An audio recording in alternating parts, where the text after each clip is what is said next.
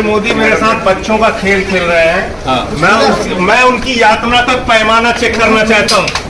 मैं चाहता हूँ कि प्रधानमंत्री अपनी यातना दें जितना दे सकते हैं। क्या मिला? जितने बेईमान हैं, देश के लाखों करोड़ लूटने वाले, सब मोदी के साथ हैं। जो ईमानदार हैं, जो उनके खिलाफ हैं, उनके खिलाफ कार्रवाई। संजय सिंह ने आज कोर्ट में पेश होते हुए जज के सामने ये बात कह दी कि जज साहब ये हमारा एनकाउंटर करा सकते हैं, हमें मौत के घाट उतार सकते हैं, किसी ऊपर वाले के आदेश से हमें ऊपर भेज सकते हैं, तो हमें एनकाउंटर किए जाने से बचा लीजिए। क्योंकि रात के 10:30 बजे उन्हें किसी जगह ले जाने की कोशिश की जाती है।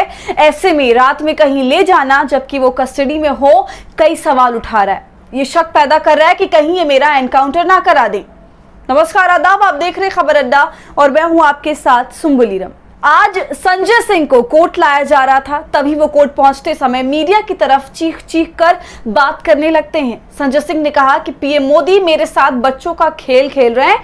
मैं मोदी की यातना का पैमाना देखना चाहता हूं कि वो मुझे कितनी यातनाएं दे सकते हैं। पुलिस उन्हें खींच कर ले जा रही है, लेकिन उनके शब्दों में कोई डर नहीं है। वो खुलकर कह रहे हैं कि जितने भी बेईमान हैं वो सब मोदी के साथ, और जितने भी ईमानदार हैं उन पर कार्रवाई हो रही है।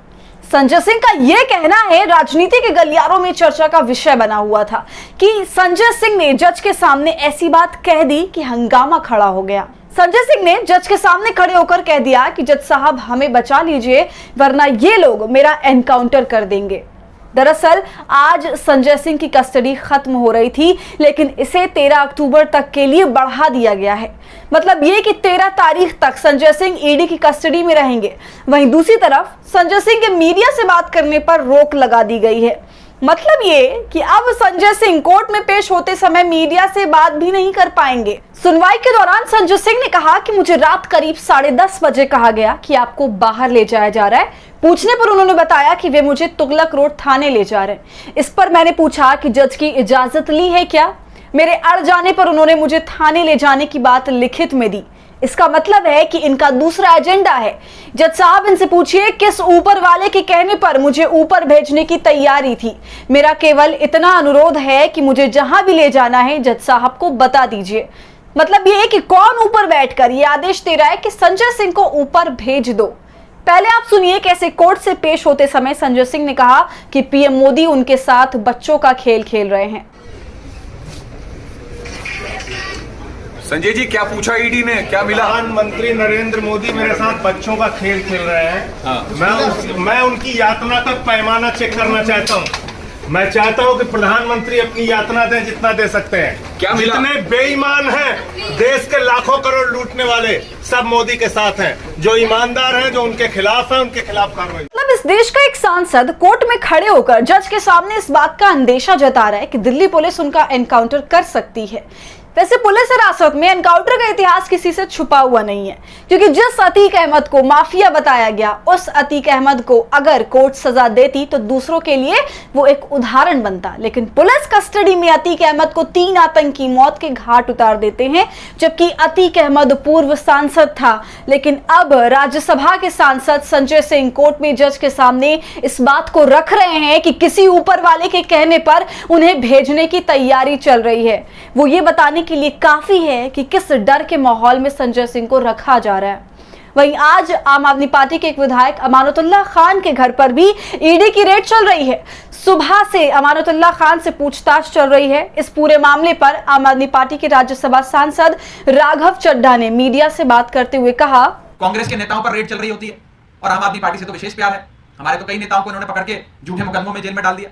तो एक माहौल बनाया जा रहा है कि बस विपक्ष के और इंडिया गठबंधन के नेताओं को पकड़ के जेल में डालो। ये वही लोग करेंगे जिन्हें डर लगता है इंडिया गठबंधन से। ये उनका डर, उनका खौफ दिखाता है और कुछ नहीं दिखाता। रख लेंगे 4 दिन, 10 दिन, महीना अंदर, कोर्ट से छूट जाएंगे। लेकिन ये आपका डर, आपके मन का खौफ दिखाता है। साथियों, आज अगर इन केसों से मुक्ति किसी भी नेता को पानी है तो वो भाजपा ज्वाइन कर सकता है, या किसी भी नेता की पार्टी को, पॉलिटिकल पार्टी को इन सारे मुकदमों से निजात पानी है तो वो इंडिया गठबंधन का हिस्सा बन सकता है। क्योंकि जैसे ही आप बीजेपी या एनडीए ज्वाइन कर लोगे, ये सारे मुकदमे आपके बंद हो जाएंगे। और इसके कई उदाहरण हैं। असम के एक बड़े नेता, बंगाल के एक शारदा चिटफंड में अक्यूज माने जाने वाले बड़े नेता, इरिगेशन स्कैम वाले महाराष्ट्र के एक बड़े नेता, कई ऐसे बड़े नेता हैं जिन पर हजारों करोड़ों के घोटाले के आरोप लगे। ईडी सीबीआई ने जांचें करी, लेकिन उस नेता ने अपनी पार्टी छोड़कर भाजपा ज्वाइन कर ली, सारे मुकदमे बंद हो गए। तो ये कहने में मुझे कोई गुरेज नहीं है कि जो बीजेपी में चला जाएगा वो इनाम पाएगा। तो सुना आपने, एक तरफ मनीष सिसोदिया जेल में है, कोर्ट ईडी को फटकार लगा रही है, दूसरी तरफ संजय सिंह भी ईडी की कस्टडी में है और अपने एनकाउंटर का शक जता रहे हैं। और अब एक और आम आदमी पार्टी के विधायक अमानतुल्लाह पर ईडी की रेड ये बता रही है कि 2024 से पहले छापे वाला खेल चलने वाला है। तो संजय के इस आरोप पर आप क्या सोच रहे हैं, हमें कमेंट कर जरूर बताइए। और हमारे फ्री जर्नलिज्म को आपके सपोर्ट की जरूरत है, वो तभी होगा जब आप जितना ज्यादा यूट्यूब पर ज्वाइन का बटन इस्तेमाल कर हमारे मेंबर बनेंगे और इससे हमारी हौसला अफजाई करेंगे। साथ ही अगर आप हमारी ये वीडियो को यूट्यूब पर देख रहे हैं तो हमें सब्सक्राइब कर लीजिए और फेसबुक और इंस्टाग्राम पर देख रहे हैं तो खबर अड्डा को फॉलो कर लीजिए।